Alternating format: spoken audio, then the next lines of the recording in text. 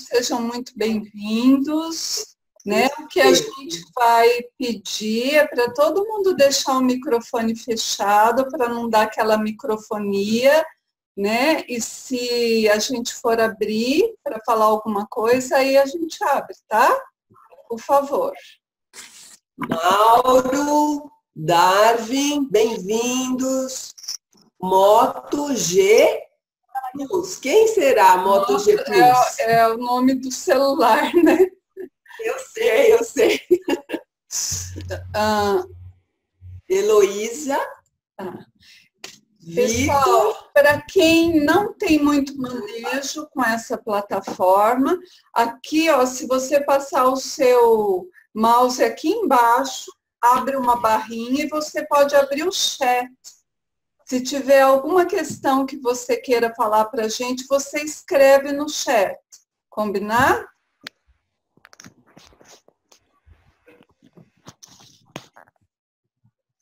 Conseguiram abrir? Tá tudo certo? Tá? Lúcia, tá escuro. Ah, não. Quem é? Ah, o Darwin. Eu sou... Tá aparecendo a imagem do Darwin só. Tem algumas pessoas que estão com a câmera fechada. Isso pode ser uma opção. A gente gosta muito de trabalhar com a câmera aberta. Oi, Cici. Mas fiquem à vontade. A Nilceia entrando. Vamos dar mais um minutinho para o pessoal entrar, tá? Renata, Chilene, a Silvia.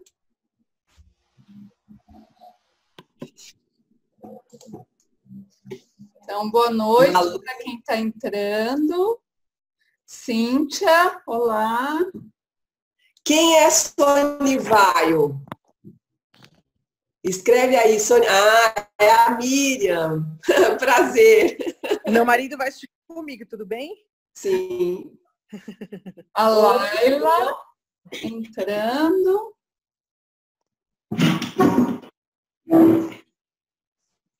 Esse webinário, nós tivemos 193 inscrições, né? Isso indica que o tema foi um tema que interessou o pessoal, não é? E a gente fica muito feliz com esse interesse, né? A gente quer espalhar a sementinha aí da comunicação não violenta, da própria não violência, né? A gente quer muito espalhar isso pelo mundo. Então, a gente ficou muito feliz. A gente sabe que nem todo mundo que se inscreveu consegue entrar, né? Mas já estamos num grupinho aqui de 21 pessoas, que está bem bacana. Nós já passamos da média, porque a média é 10% dos inscritos entram, né? Então, nós já temos 21, então já passou de 19, né? Então, tá bom. Entrou mais tá legal. Quem é? Natan. Laila. A Delma entrando agora. Eu acho que a gente, daqui a minutinhos, pode começar, né, Lúcia? Temos sim. Uhum. Sim. A Miriam disse que ainda está tentando se adaptar com essa tecnologia. Miriam, conseguiu ver a barrinha lá embaixo para abrir o chat? Bom, abrir o chat você já abriu, né? Já vi que você já abriu e até já escreveu.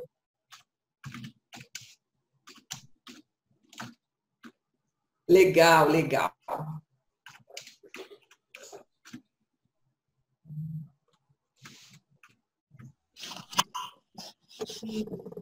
Mais uma pessoa, é a Nena chegando. Bem-vinda, Nena. Oi. Bem-vinda. Obrigada, é um prazer. Então, agora a gente vai pondo o microfone no mudo, tá bom? Por favor, para não ficar aquele barulhinho no fundo, né? Que às vezes atrapalha um pouquinho. Ok. Então, acho que agora podemos começar, né? Sim. Bom, então, oficialmente... Todos mesmo, né? Quem entrou depois um Boa noite a todos, bem-vindos, sejam todos. E acho que vocês já sabem, nós somos a Tecendo Diálogos, né? Uma parceria composta pela Lúcia, por mim, a Rosane, e pela Cristiane, que hoje não pôde nos acompanhar. Nós três somos mediadoras de conflitos, somos facilitadoras e anfitriãs de grupos de estudo e prática de comunicação não violenta. A Lúcia é psicóloga, atuando em 2 consultórios aqui em São Paulo e também em Ribeirão Preto. A Cris e eu somos coaches e nós atendemos tanto pessoas físicas como empresas e organizações. A Tecendo Diálogo, ela promove, estimula o uso de abordagens que facilitam o diálogo, a conexão entre as pessoas e a cultura de paz.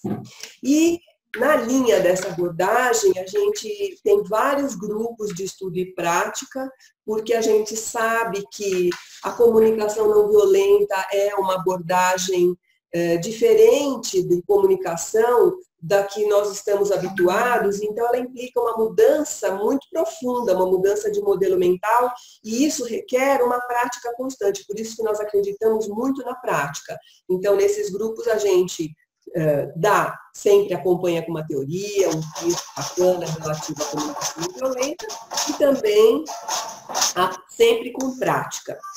E, periodicamente, nós oferecemos esses webinários, sempre com temas que estejam relacionados com a CNV, direta ou indiretamente. E, dito isto, acho que nós podemos, então, começar o nosso webinário de hoje, né, Lúcia? Vamos lá. Vamos lá, deixa eu só compartilhar aqui com vocês. Eu quero dizer que o webinário é como se fosse uma palestra, né? Online. Então, a gente vai fazer um trabalho um pouquinho mais expositivo, conceitual, né? Produzindo, talvez, o que nós gostaríamos de produzir, são as reflexões, né? Cada um poder trabalhar um pouquinho a partir das suas reflexões, do que a gente vai trazer, ok? Tá todo mundo vendo, Lúcia? Tá vendo? Tá claro aqui. Uhum. Legal. Então, vamos lá. Qualquer questão, coloquem no chat, né? Ou eu ou a Rosane, nós vamos lendo, tá bom? O chat. Bom, então, o tema do nosso... Você está pondo no maior, Rô? Eu vou pôr no maior, é que assim eu não estou vendo o chat aqui, tá? Mas, enfim, vamos em frente. Tá. Então, o tema do nosso webinário, de Gandhi a Marshall Rosenberg, as bases político-espirituais da comunicação não violenta. Esse é o tema que a gente vai trabalhar hoje, né?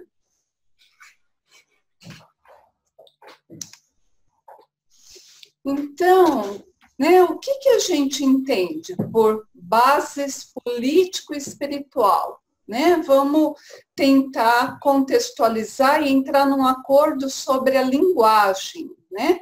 Então, por política, eu estou aqui entendendo, né, aquilo que é público, né? Aquilo que se refere ao bem comum, ao bem de todas as pessoas. Então, aquilo que cuida, né, de todos, né, é o que eu estou chamando de política. A política é uma arte, é uma ciência, né, para cuidar do bem comum. E a espiritualidade, eu estou entendendo como relacionada a um senso de integração. Né? Uma integração, uma conexão com todos os seres, com todas as formas de vida, né? A espiritualidade, da onde a gente entende, ela transcende aquilo que é material, né? Por isso a gente fala espiritual, aquilo que é físico e aquilo que é individual, né? Então, na tradição lá que vem do Gandhi, né, no hinduísmo, a espiritualidade é um senso de conexão, né? Um senso de conexão para todos. Olha, tem gente pedindo para colocar o microfone no mudo, então talvez não estejam todos no mudo. Vocês, por favor, poderiam verificar? Eu consigo fechar alguns microfones. Tá. Uhum. Acho que quem estava aberto fechou, né? Se estiver dando aquele barulhinho microfonia, vocês, por favor, nos avisem. Então, a política e a espiritualidade, né? Nós estamos ligando, então, a obra do Gandhi, primeiro, vamos falar um pouquinho dele, né? Então, o Gandhi foi um líder político, um líder espiritual, ele acumulava essas duas funções, né? Ele tinha muitos discípulos, muitas pessoas que acreditavam no que ele falava, né? Ele vivia numa comunidade, ele fundou uma comunidade, um ashram, que tinha umas 90 pessoas, e quando a gente fala que foi ele que produziu todo o movimento de libertação da Índia, não é bem verdadeiro, porque foi ele junto com uma rede de apoio muito importante que ele tinha, né? Essa comunidade, esse ashram. Então, o Gandhi traz essa fala que toda a humanidade é uma grande família, né? Para a gente ativar um pouquinho essa consciência, né? E ele traz a espiritualidade como uma inclusão de todos, como um senso de integração, de pertencimento, né? De participação, de composição, né? O todo mesmo, a integração.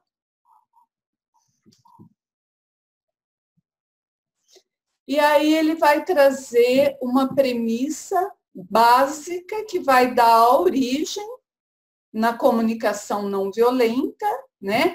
É aí que o Marshall Rosenberg se inspira, principalmente na obra do Gandhi, embora ele também tenha se inspirado em Carl Rogers, né, um psicólogo humanista, em Paulo Freire, né, na pedagogia da cooperação, né? Mas a principal fonte de inspiração do Marshall foi a prática, né, aquilo que o Gandhi vivenciou. Então, o Gandhi falava do ahimsa, a não violência. O ahimsa é uma palavrinha em sânscrito, né? As palavras em sânscrito começadas com A, o A é uma partícula de negação, né? Então, o ahimsa e terminadas por A indica uma palavra masculina, por isso que a gente fala o ahimsa, tá? Então, o ahimsa é inspirado na premissa de que todos os seres vivos têm uma centelha, né, de luz, uma centelha de energia espiritual, né, divina, né? E, consequentemente, quando eu vou ferir, quando eu vou violentar alguém, eu estou ferindo a mim mesmo, porque eu tenho uma conexão com a outra pessoa de alguma forma. Então, a proposta da não violência é não ferir a mim mesma e não ferir ao outro. E às vezes é um pouquinho difícil encontrar essa linha, né, de não ferir. Uma forma para falar de ahimsa no positivo, no afirmativo, é dizer que a ahimsa é sinônimo de amor, de um amor generativo, um amor que constrói, que gera, né, que gera integração, que gera cuidado, que gera pertencimento, inclusão, né? Então, é a parcela, né, a parte, vamos dizer, positiva, né, quando a gente vai falar de ahimsa, ok? Então, outra coisa bastante importante é entender que a ahimsa, a não violência, é diferente da passividade. Então, a ahimsa é um pouquinho que mostra essa figura, né, simbolicamente, essa ideia de ligação, integração, né, e que aí a gente vai cuidando da gente, do outro, cuidando do planeta. Agora, a passividade, né, talvez seja uma atitude, uma expressão, né, de desconexão com o todo, né? Então, eu não me animo a participar do todo, né, porque eu não me sinto incluído, ou porque eu acho que não vai adiantar, né? Ou ainda na passividade, eu entendo que vai descer o Messias aqui na Terra e vai dar um jeito nessa bagunça, né? A passividade é uma expressão de não corresponsabilização. Eu não me responsabilizo, eu não me corresponsabilizo com o que está acontecendo no mundo, né? Isso não apoia aquilo que é generativo, aquilo que é construtivo. E aqui é interessante pensar, quando a gente fala comunicação não violenta, né? Eu já ouvi muitas pessoas falando, mas para que eu vou fazer isso? Eu não sou violenta, né? Ou, por que você pratica isso? Você não é violenta, Luz? E isso é uma grande ilusão, né? Essa ilusão de que a gente é bonzinho, só bacana, só legal, né? E aquele nosso lado que não é tão bacana assim. Então, vamos olhar um pouquinho para isso. Então, a ahimsa, né? A ahimsa está relacionado com uma outra palavrinha em sânscrito. Foi assim que o Gandhi criou todo o movimento dele que deu, né, produziu a independência da Índia. Então, a ahimsa está relacionado com satya, e satya significa verdade. Mas que verdade é essa? O Gandhi trazia com muita clareza que o que ele queria dizer com verdade é a gente entrar em contato com a nossa verdade interna. Então, é o reconhecimento de que tem um lado de nós amoroso, construtivo, generativo, cuidadoso, e tem um outro lado que não é tão bonzinho assim, tão bacana assim. Então, tem um lado que fere, que, por exemplo, rotula, que faz julgamentos condenatórios, né? Que exclui, né? Que não se corresponsabiliza pelo social, né? Então, o Gandhi falava que para praticar a não violência, né, talvez a gente tenha que ter uma conexão com a nossa violência, conhecer nossa violência, conhecer quais são os aspectos, né, em nós que nós somos violentos, né, com a gente mesmo, né? Muitas vezes eu sei, por exemplo, que fazer exercícios físicos faz bem para a minha saúde, né? E eu não faço. E quando eu não faço, eu estou ferindo, né? De alguma forma eu estou sendo violento comigo mesmo, né? Ou, né, um outro exemplo de reconhecimento da minha violência. Quando, né, às vezes tem uma pessoa me contando alguma dor dela e eu estou impaciente, querendo ir embora, não quero escutar, né? Muitas vezes essa atitude fere o outro. Eu não estou dizendo com isso que eu tenho que estar disponível o tempo todo, né? Mas se eu estou um tanto disponível, por que não contribuir? Né? Então, é essa Essa reflexão, essa prática que o Gandhi vai propondo, né? Vamos conhecer nossa própria violência para a gente poder, a partir disso, transcendê-la, né? Escolher práticas, expressões, linguagem, comunicação, né? Que cuidem da vida, né? Que sejam mais amorosas, mais respeitosas. Ok? E assim, o movimento do Gandhi, né, recebeu o nome de Satyagraha, né? Satya, verdade, mas agraha, força, né? Então seria a força da verdade, né? A força desse reconhecimento da minha própria violência. Cada um reconhecendo em si a sua própria violência, a sua própria hostilidade, né? Para poder superar isso, para poder escolher essa outra expressão não violenta. E esse movimento, com o tempo, ele foi, né, inverteu um pouquinho o nome, trocou um pouquinho o nome dele. E ele ficou conhecido como Força da Alma.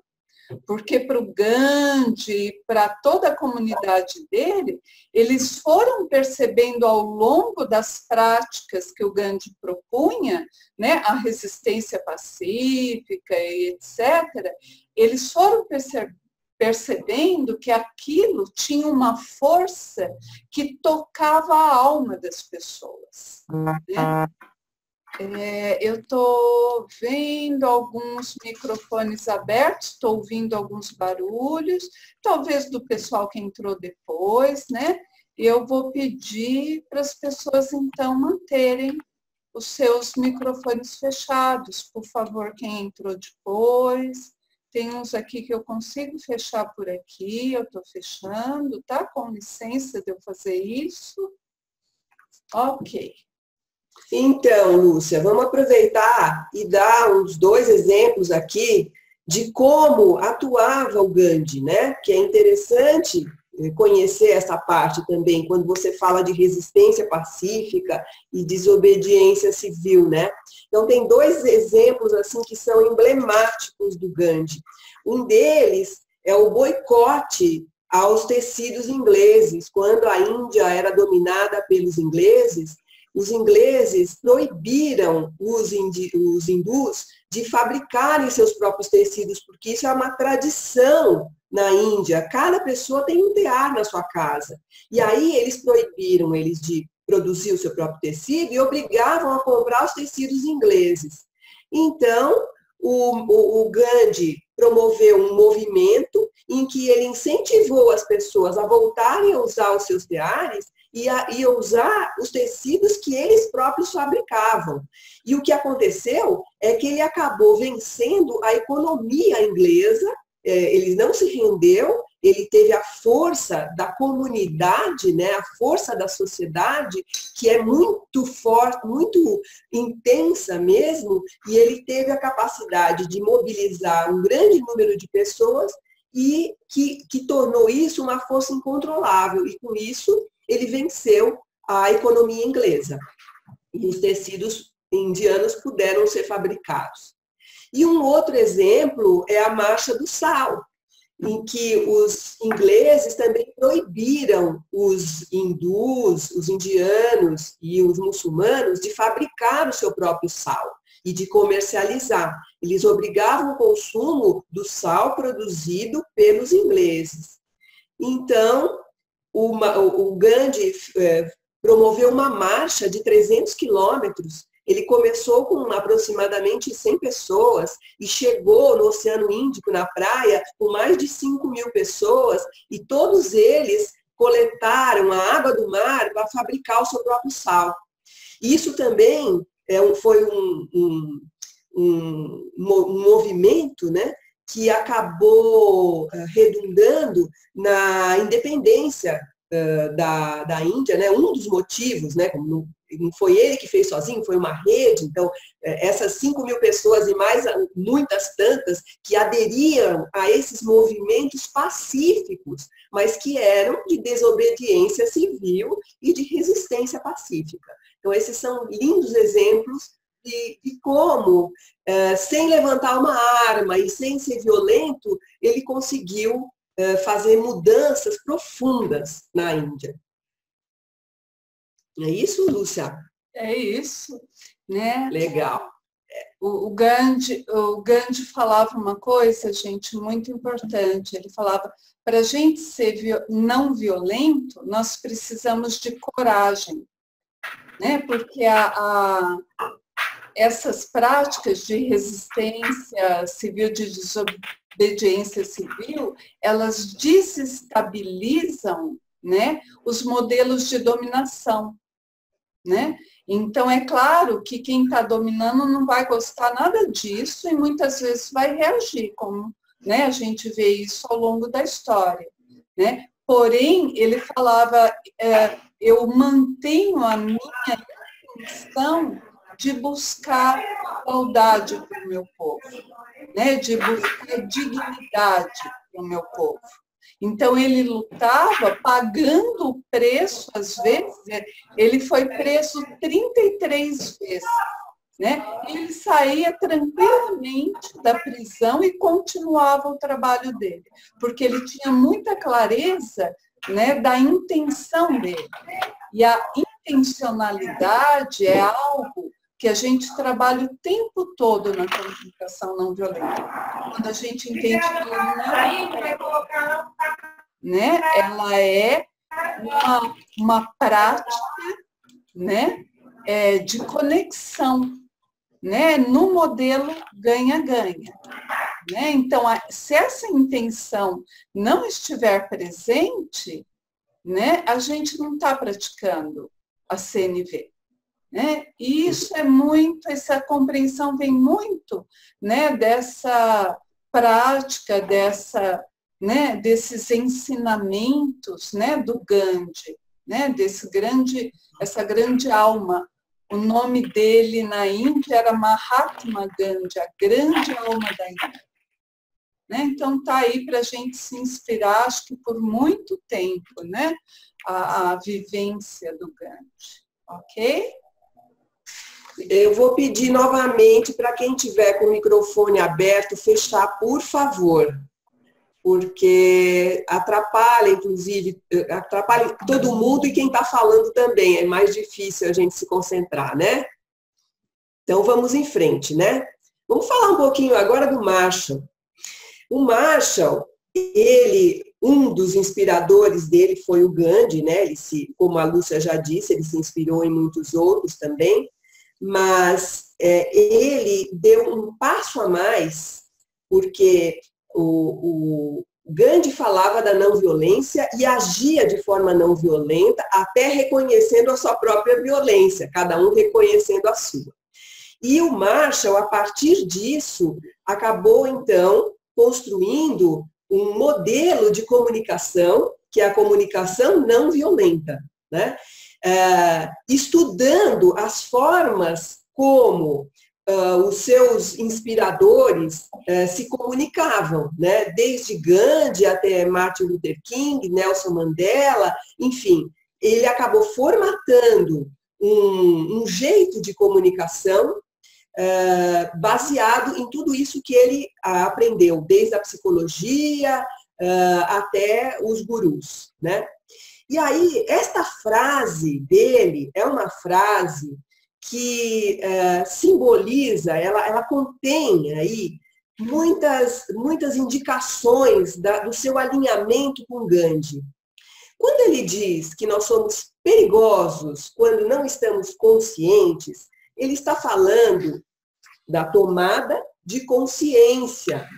E ele está falando o que acontece quando a gente não toma essa consciência. Ele diz que somos perigosos. Perigosos em quê? Como a Lúcia já disse, né? Nós precisamos cuidar para não causar sofrimento para o outro e para nós mesmos. Então, esse perigo é de causar sofrimento. E aí, quando isso acontece, nós não estamos nem conscientes de que nós estamos causando sofrimento e também não temos consciência da nossa responsabilidade pelo nosso comportamento, pela forma como nós pensamos e pela forma como nós sentimos, né? E como a gente já viu lá em Gandhi, né? Como nós somos um todo único, né? Nós somos originados da mesma centelha, somos todos um. Então, no momento em que eu inflijo um sofrimento em alguém ou em mim mesma, é como se eu estivesse infligindo esse sofrimento para toda a humanidade. E aí a gente fala, então, da humanização, né? Que é o reconhecimento do humano que existe em mim e do humano que existe no outro.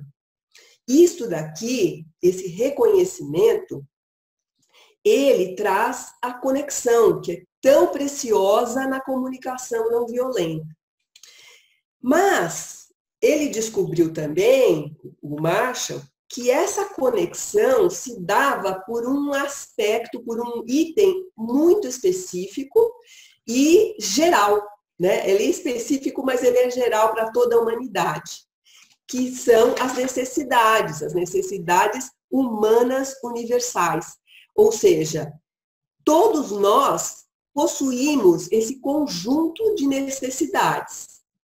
E aí, o Marshall criou esse pressuposto, né, que se alinha muito com o que Gandhi pensava e que traz as necessidades humanas universais como algo que todos os seres humanos têm em comum e buscam atender o tempo todo. Então, ao reconhecer uma necessidade no outro, eu posso mais facilmente me conectar com esse outro, porque eu sei que num dado momento eu também posso ter essa mesma necessidade. E aqui a gente tem alguns exemplos apenas, só para citar, só para não dizer que não falei das flores, alguns exemplos de necessidades humanas universais. Então, vejam aqui que a gente tem naturezas diferentes de necessidades, mas elas estão aqui exemplificadas. Então, se a gente pega, por exemplo, o ar, o alimento, são necessidades básicas de todos os seres humanos. Todas elas são, né, necessidades, mas elas têm naturezas diferentes. Uma necessidade de clareza é diferente de uma necessidade de respeito, né? Elas podem suscitar sentimentos diferentes, mas elas são todas um conjunto que faz parte do que é humano em cada um de nós.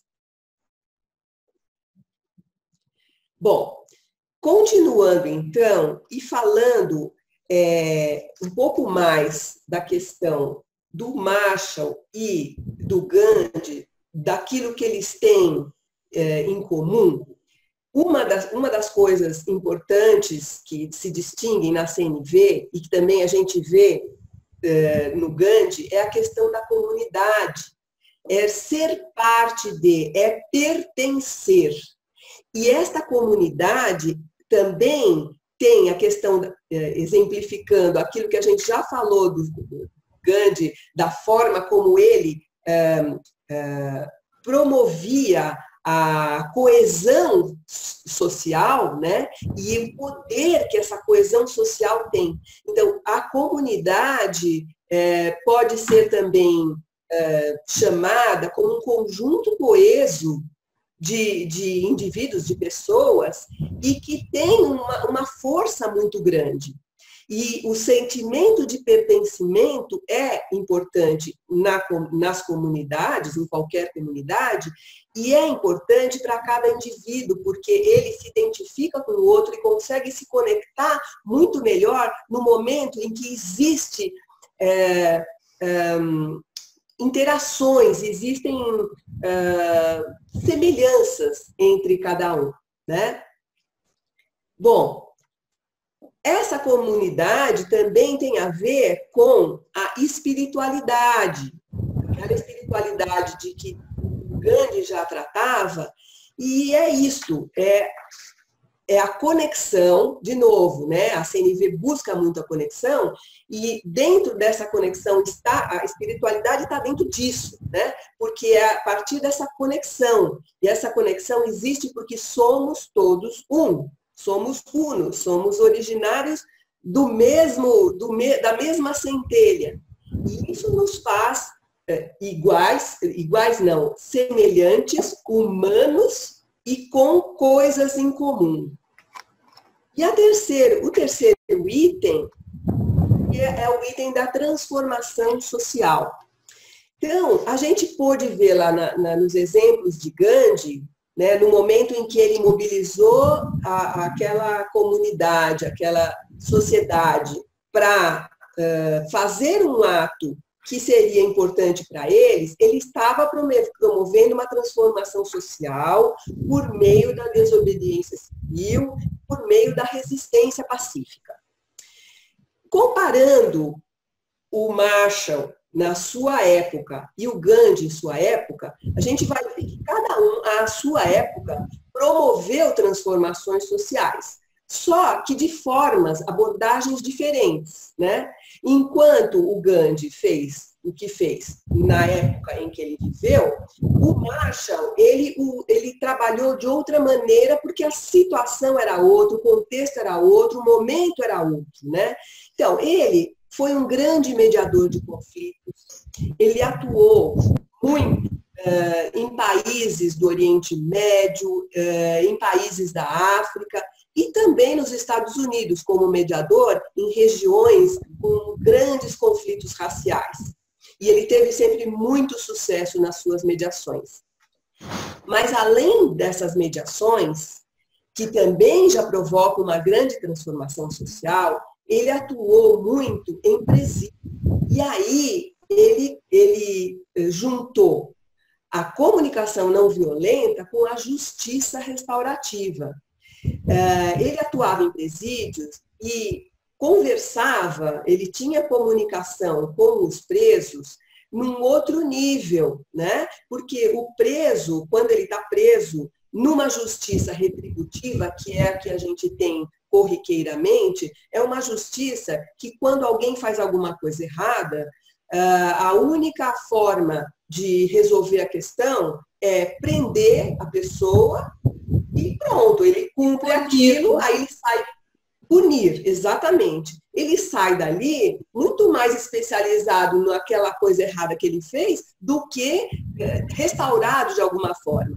No momento em que o Marshall começou a usar a comunicação não violenta, ele começou a tratar os presos que ele atendia de uma outra forma, buscando sentimentos e principalmente as necessidades que estavam por trás daqueles atos violentos que as pessoas, que eles faziam, né? E aí, a partir do momento em que ele começar, e ele trabalhava muito também com vítima e ofensor, né? Então, o preso lá é o ofensor e sempre de uma vítima, né? Só que como ele fazia eles se encontrarem, como a justiça restaurativa faz esses dois lados se encontrarem e entrar em contato com o que está vivo em cada um, com que tipo de necessidade cada um tem, e fazê-los ouvir isto, humaniza muito essa relação entre os dois, e de uma forma que acaba construindo um novo jeito de poder se relacionar. Então, isso também é uma transformação social no nível do indivíduo, né? E uma transformação social mais ampla em relação à justiça, a outra forma de justiça. E o Marshall, ele era bem modesto em algumas coisas, e ele falava que tudo que ele escreve não é nenhuma novidade, né?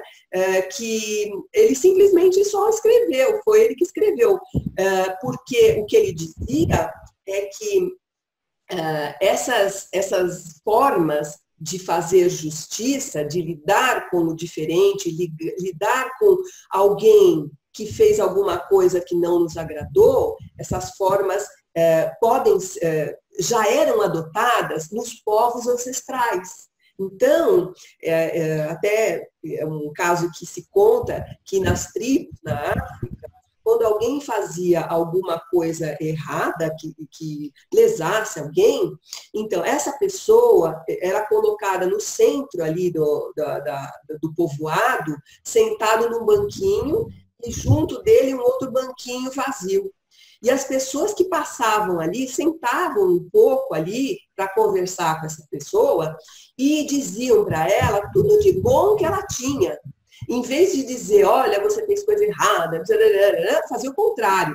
Mostrava para ela o seu lado B, né, vamos dizer assim, ou o seu lado A, né? Então, isso também vai um pouco na linha daquilo que o Gandhi já dizia, né? Que assim, nós temos os dois lados, temos que reconhecer isso. E aí a gente pode reforçar um lado ou outro, né? A justiça do jeito que está, ela reforça o lado ruim, né? E a justiça restaurativa, ela tenta resgatar o lado bom de cada um. Porque o Marshall e o Gandhi partiam do princípio que o ser humano, ele é compassivo por natureza, mas tem o lado B também. Né? Então, são essas as transformações.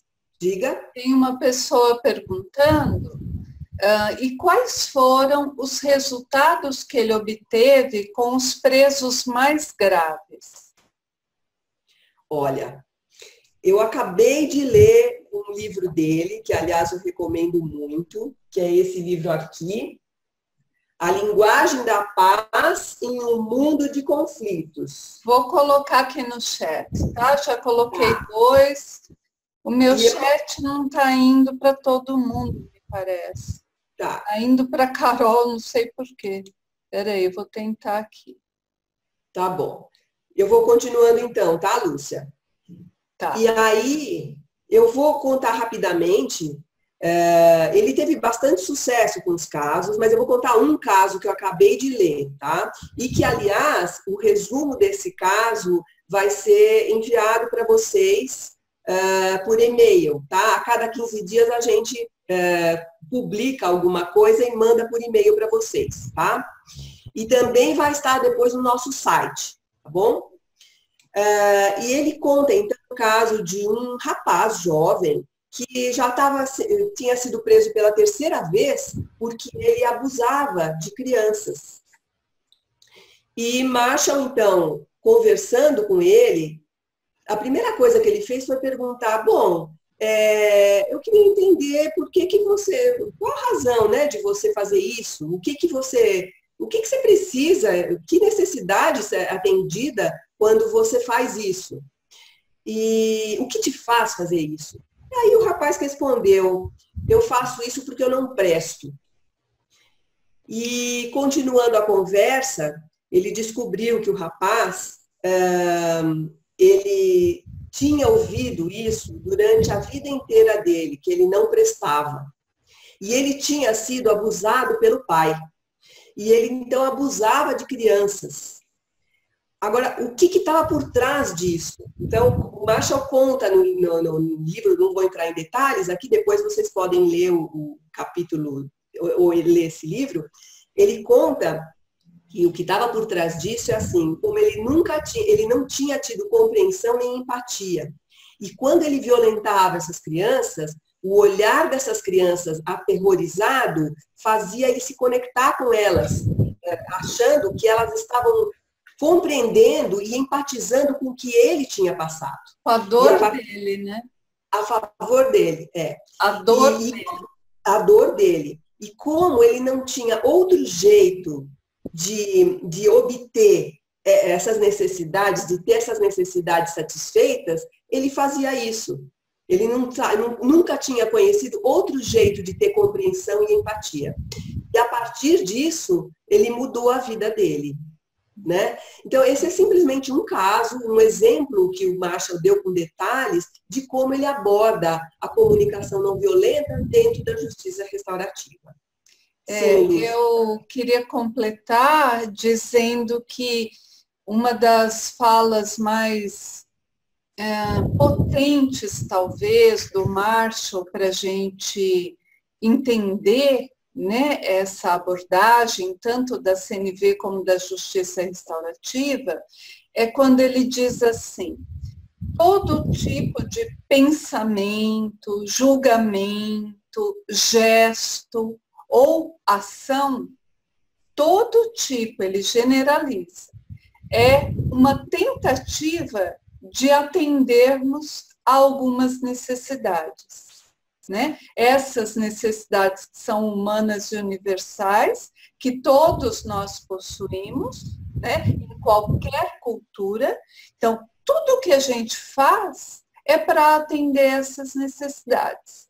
Se a gente tem uma boa ética, né? Se a gente trabalhou um pouquinho, se a nossa intenção é produzir colaboração, contribuição, não violência, a forma da gente buscar atendimento a essas necessidades vai ser ética, vai cuidar de mim e do outro, do sistema.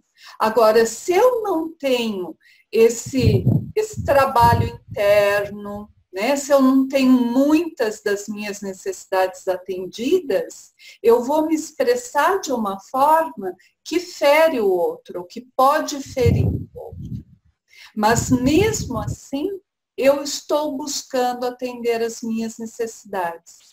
Isso é muito bonito, porque a gente fala que na CNV eu posso não concordar com um gesto, com uma fala ou com uma ação, né?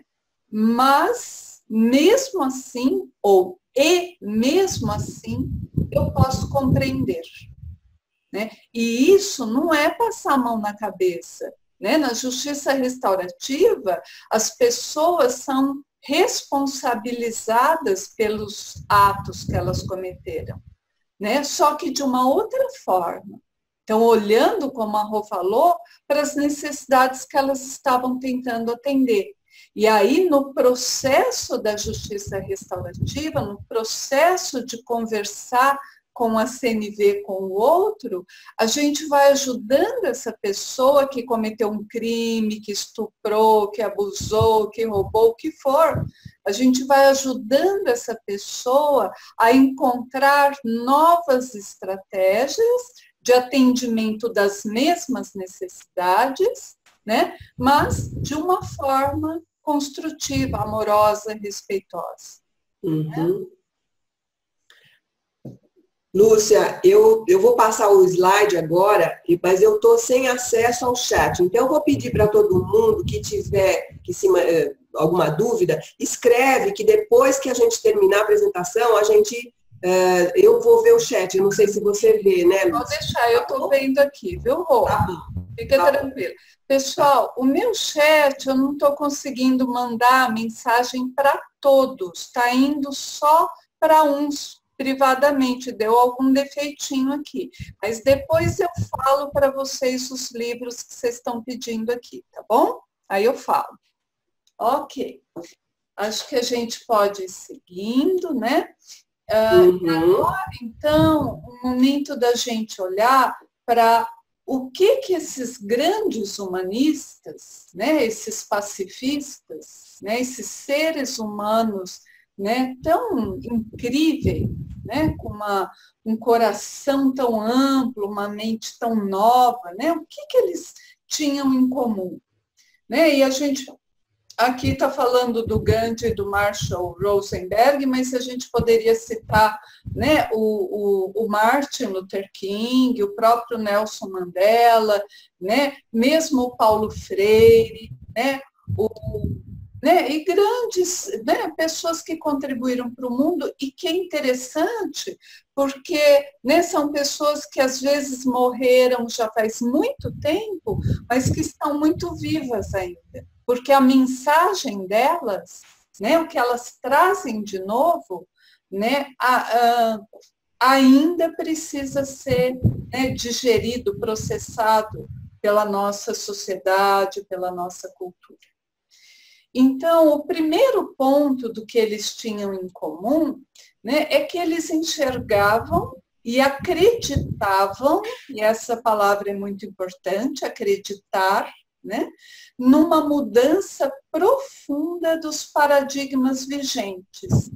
E eles nos convidavam a isso, envolvendo a todos. Então, no caso do Gandhi, né, ele acreditou, né, na troca de um paradigma de injustiça, de humilhação, né, de exclusão, né, para um paradigma de justiça e humanização. E toda a luta dele é uma luta, né, gente? Porque quando a gente fala em paz, parece que a paz é uma coisa fácil, vai cair do céu, né? Eu costumo dizer que da mesma forma que a gente vai para a guerra, né, armado com um monte de munição, com estratégias de guerra, né, e tem soldados, e tem treinamento, e tem tanque de guerra, né, bombas. Da mesma forma que a gente, né, se prepara para ir para a guerra, essa guerra destrutiva, o mesmo a gente precisa fazer para ir construir a paz. Né? Então, se armar, né, se munir de recursos, né, de construção da paz, né, de colaboração, de inclusão. Né? Então, esse é o primeiro ponto em comum. É acreditar, enxergar e acreditar, né? É sonhar com o mundo que eu gostaria de viver, como o Gandhi falou. Né? E envolver todos, porque eu não faço, né, essa transformação sozinha. Né? Eu faço, né, se muita gente quiser fazer também. Né?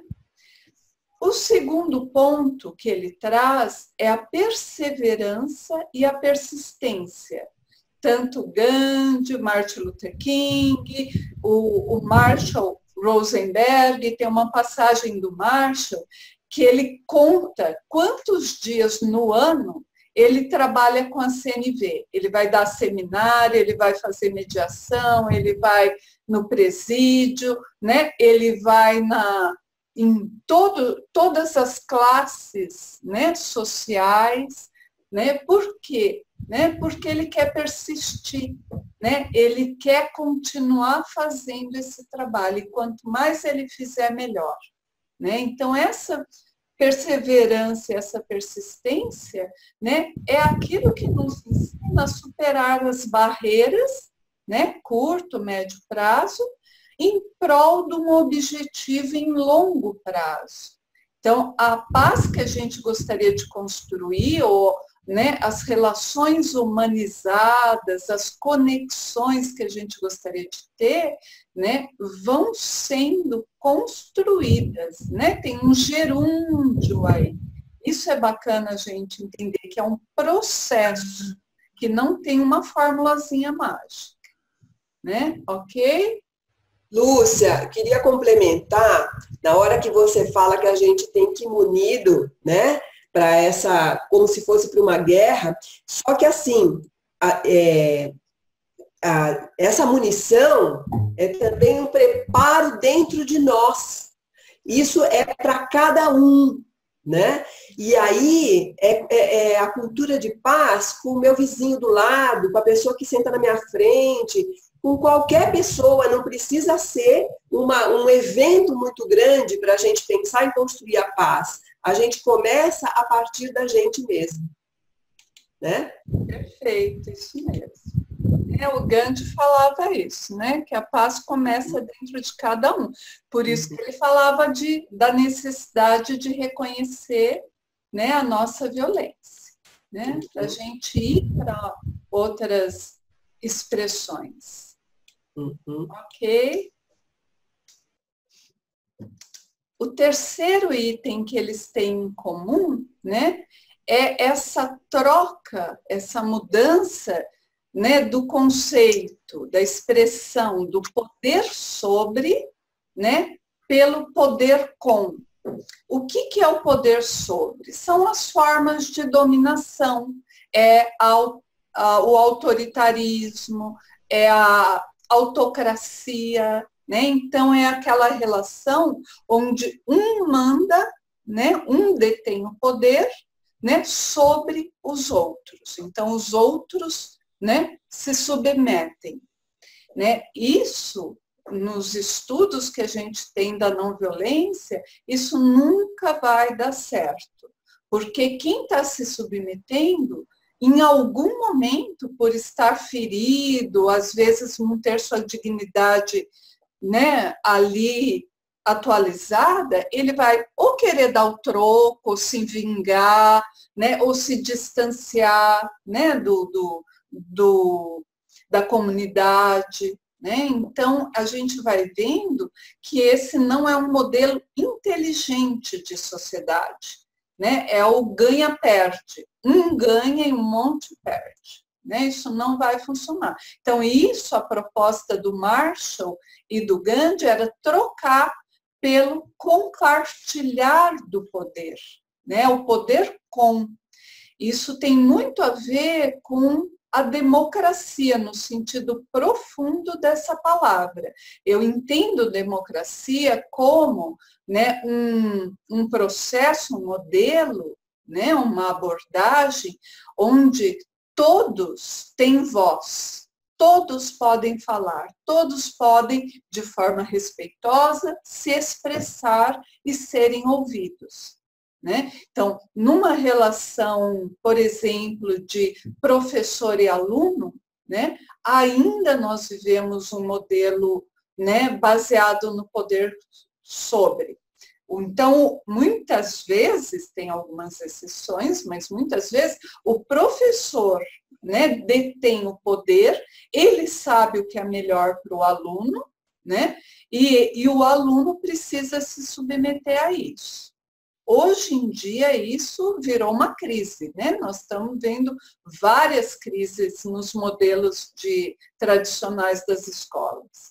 Então, parece que na evolução da espécie, essa geração que está vindo hoje, ela quer o poder compartilhado. E cabe a nós aprender a compartilhar o poder, né? Para produzir o quê? Conexões, relações respeitosas, né? Pessoas interessadas, por exemplo, em aprender, né? E não engolir goela abaixo, né?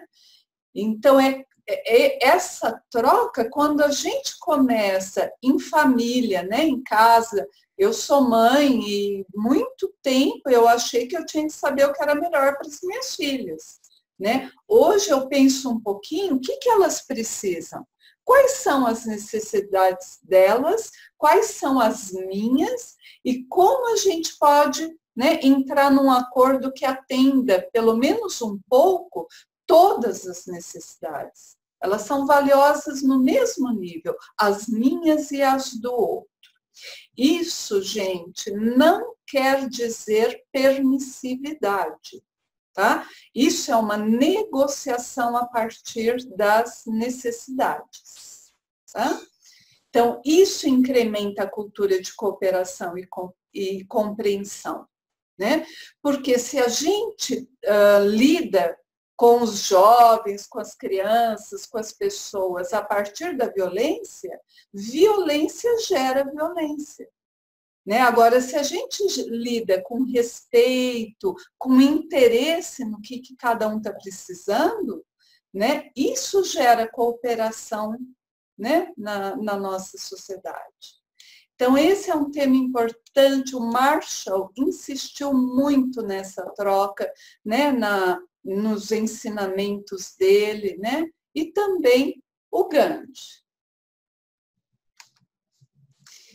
Outra coisa que esses grandes pacifistas tinham em comum, eles corajosamente expunham as injustiças, não é? Então, se havia algum problema de humilhação, de abuso, de violência na sociedade, na comunidade, não é? Eles traziam à tona. Né? Então, hoje, quando a gente vê algumas manifestações, greves, né?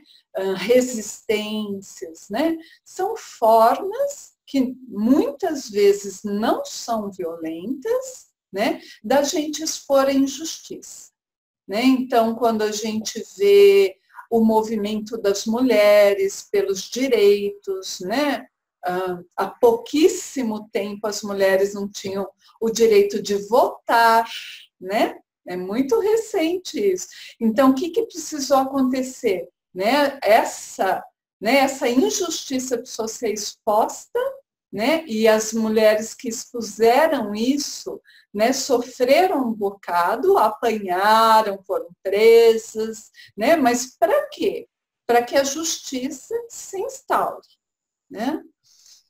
E a quinta coisa que eles têm em comum, né? Ambos, né? Martin, né? Gandhi, Mandela, Marshall, exerciam uma liderança íntegra e humilde, humanizando o seu opressor.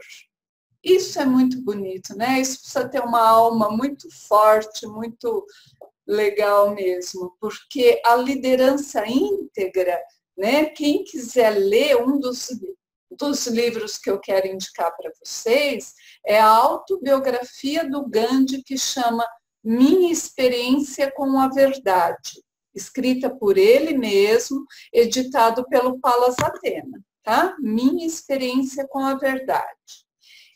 Ele mostra como que ele vai aplicando nele mesmo aquilo que ele fala para as pessoas que pode ser um bom caminho, né? Isso é integridade, é congruência, é coerência. E humildade, porque quem lê a autobiografia dele vai ver a luta que ele tem, né, com ele mesmo. Quer dizer, o reconhecimento de que ele não é perfeito, de que ele não é melhor do que ninguém, né? Então, ele, né, é um ser humano.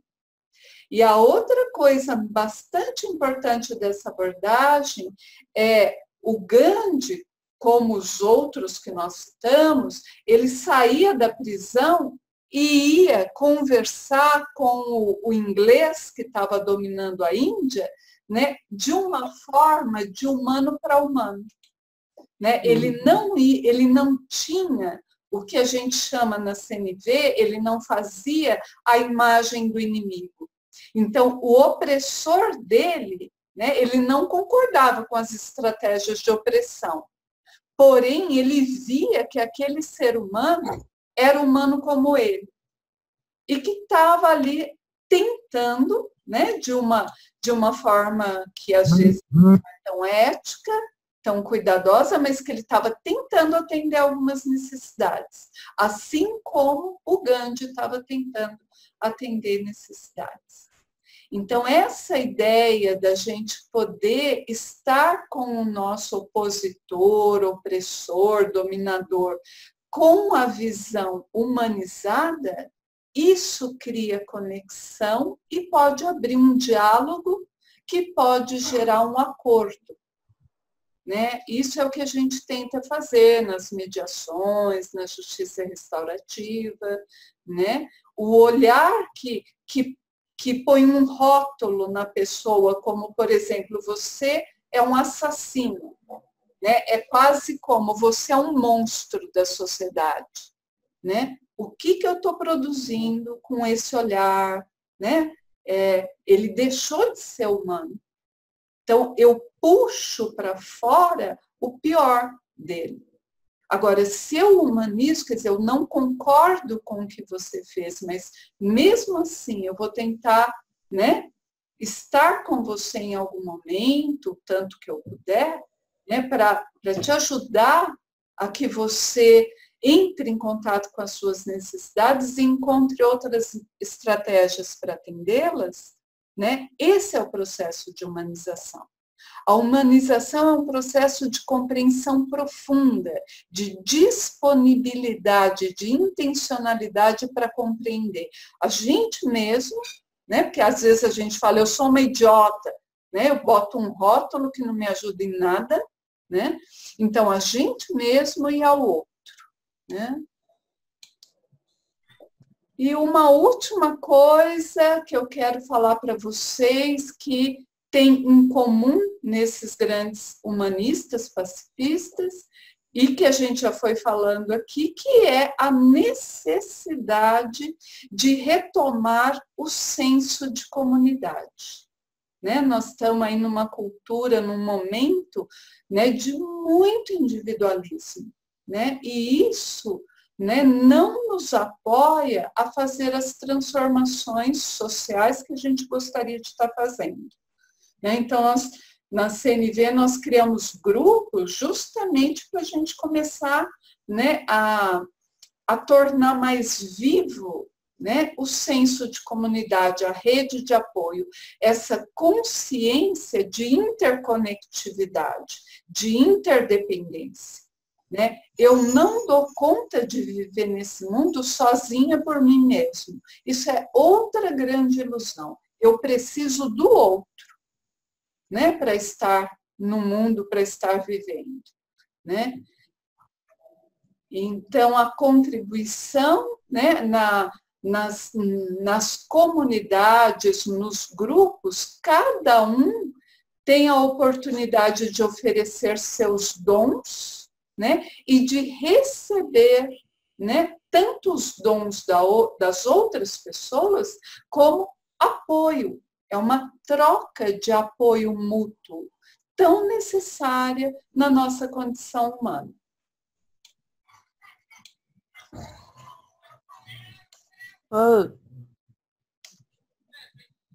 Bom, nós estamos chegando quase ao fim do nosso webinário. Então, a gente queria deixar aqui algumas mensagens para vocês. A primeira delas é que nós temos vários grupos de estudo e prática, dentre eles 2 grupos de CNV online, de estudo e prática online. Um grupo é aos domingos, uma vez por mês, das 17 às 19, e o outro grupo é às quartas-feiras, das 20 às 22. Vocês podem fazer a sua inscrição através do www.tecendodiálogos.com.br. Lá também vocês vão encontrar o nosso blog, onde a gente publica periodicamente artigos interessantes, todos relacionados à comunicação não violenta e outros afins, né? Então, a gente convida vocês para visitar o nosso site, e também lá vocês vão encontrar uma lista das nossas atividades, né, ao longo do mês. Pode falar, Lúcia. Chegou uma pergunta que eu queria responder, ou eu ou você, que é assim: qual é a opinião de vocês da união da justiça restaurativa com a sistêmica? Né? Eu tenho uma opinião que todas as abordagens podem apoiar as pessoas. Depende da forma como elas são conduzidas, o cuidado que se tem, né?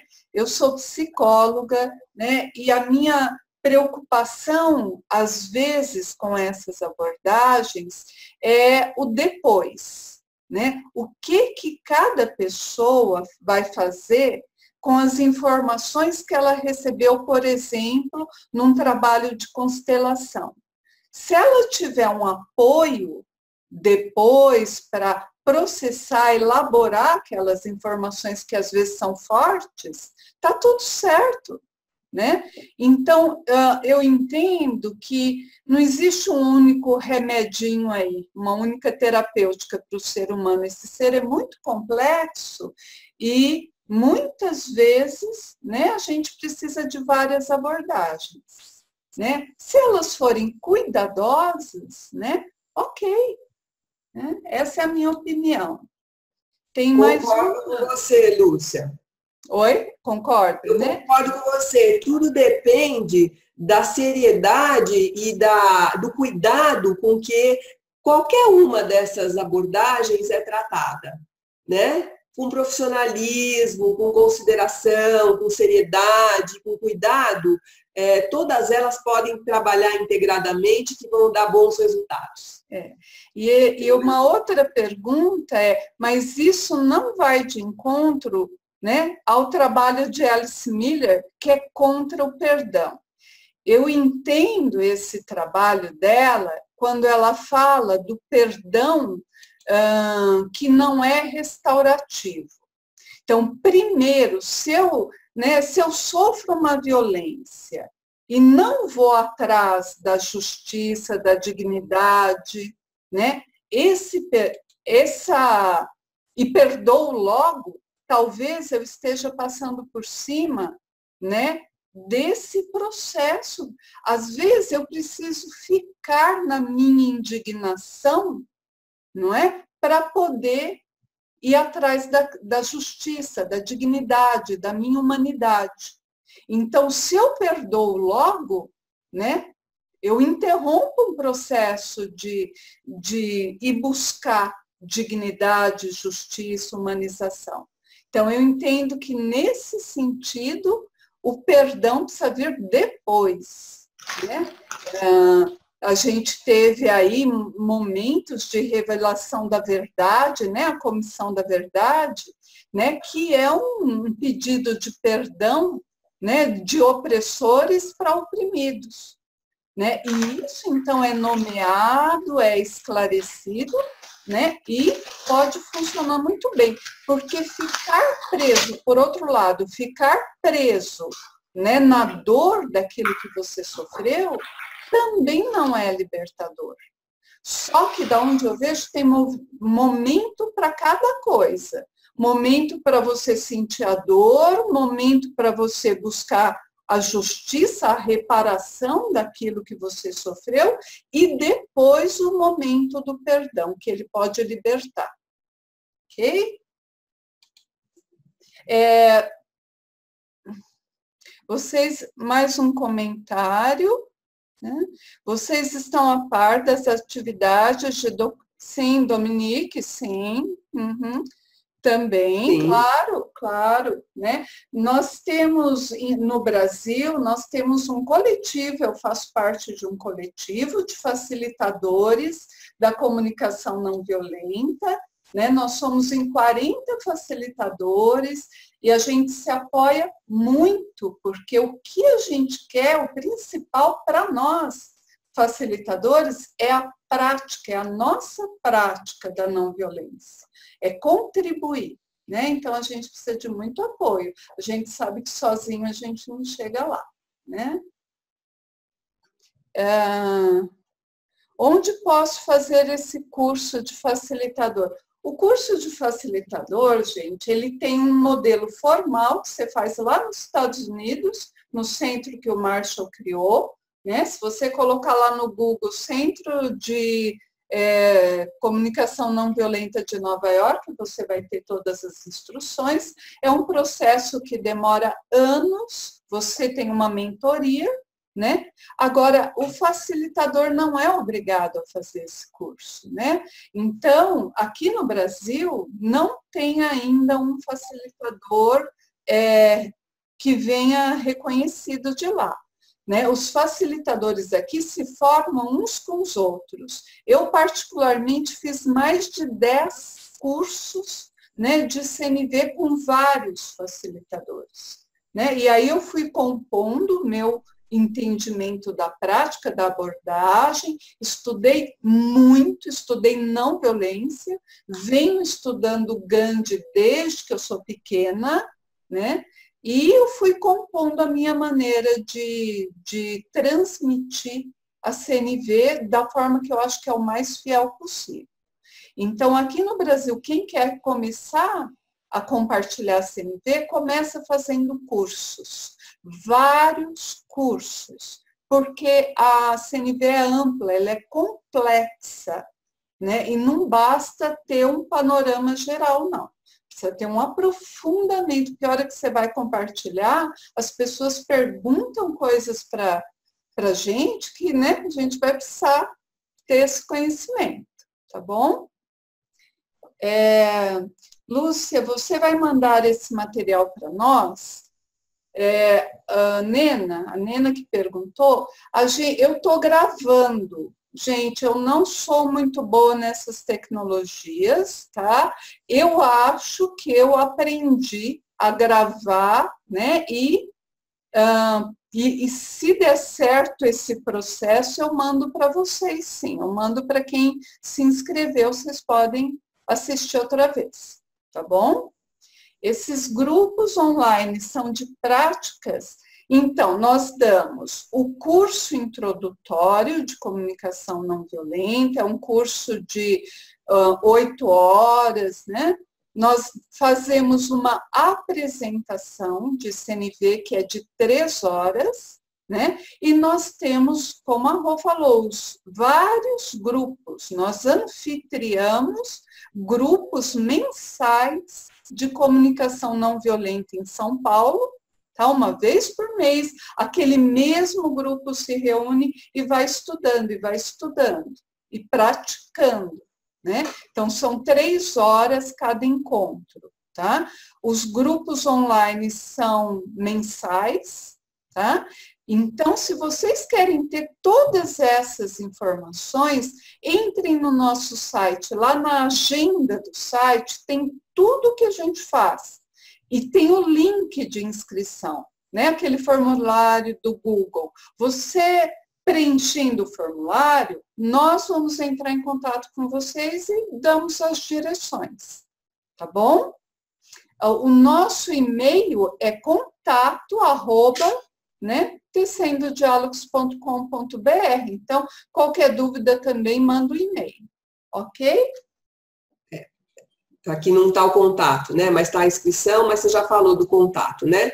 E cada um que recebeu o link tem o contato, certo? Que recebeu pelo e-mail. Então, deixa eu só ler as últimas coisas aqui. Meninas, gratidão, da Cíntia.